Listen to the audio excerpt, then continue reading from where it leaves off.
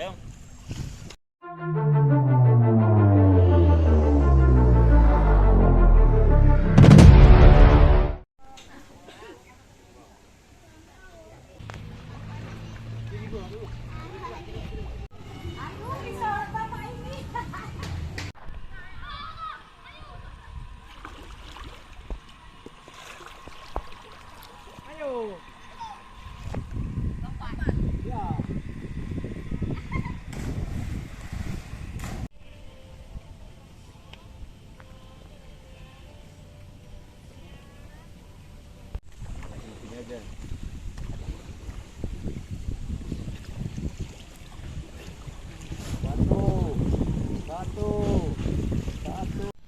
Semuanya di tepian sungai.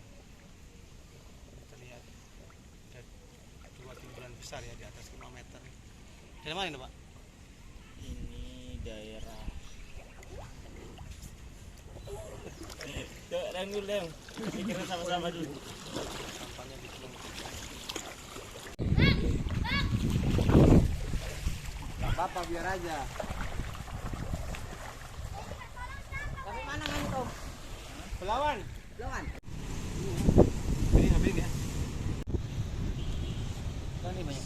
Rinso. Ini kan Unilever ini.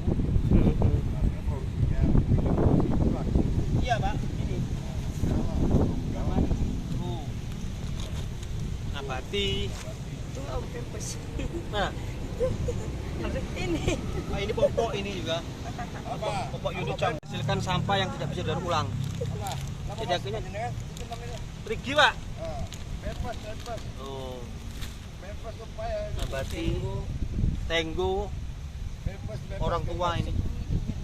Tadi penyusuran ya dari jembatan Nasution sampai di jembatan Karya sekitar 10 km kita melihat ada lebih dari 1000 ya pohon yang terlilit sampah plastik dan lebih dari 800 tempat sampah ilegal ya di tepi Sungai Deli.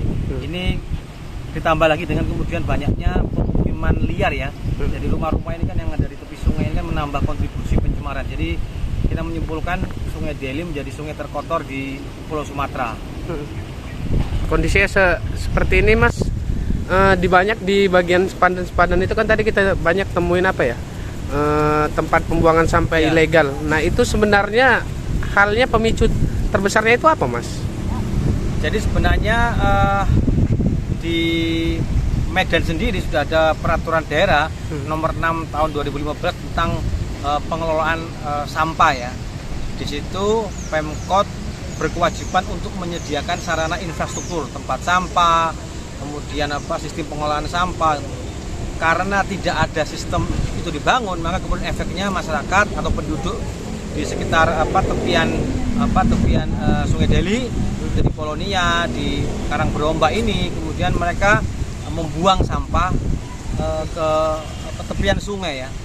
Jadi lebih dari 800 tadi. Itu karena memang tadi tidak disediakan. Jadi pemerintah absen, Pemkot abai tidak menyediakan sarana pengelolaan sampah bagi masyarakat atau bagi penduduk di Kota Medan. Memang sungai ini adalah sungai lintas kota kabupaten ya. Dari Tanah Karo, kemudian Deli Serdang dan Kota Medan. Jadi artinya memang ini kewenangan pengelolaan kualitas air ada di pemerintah provinsi Sumatera Utara. Jadi memang pemerintah provinsi Sumut harus berkontribusi, harus ikut mengawasi. Ada balai wilayah sungai ya yang harus kemudian dia memonitoring kualitas air yang kemudian kita lihat di dalamnya bagaimana kemudian banyak sampah plastik.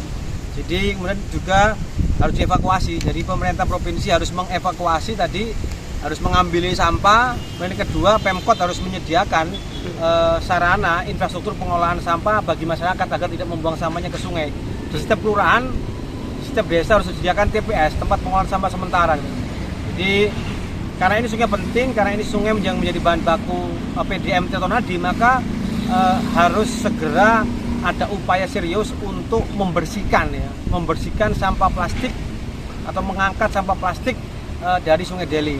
Yang ketiga adalah kewajiban dari produsen. Jadi kita mengetahui ya banyak sekali seperti ini, saset seperti ini. Ini kan saset ya.